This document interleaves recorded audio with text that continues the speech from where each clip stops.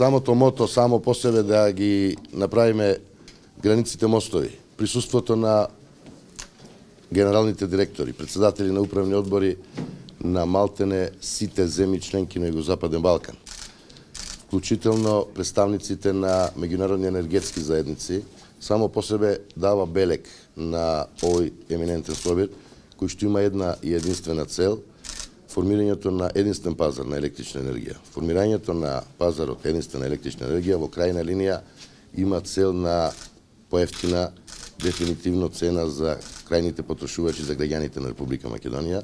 Всушност, интенцијата на владата е токму во таа насока, а исто така ние дефинитивно како земја која што се стреми кон Европска унија мора да ги придржува и препораките на Европската унија. Благодарам. Кога би ставал тој единствен пазар, до каде се постапи? Па вие знаете дека ние сме во тек со носењето на законот за енергетика.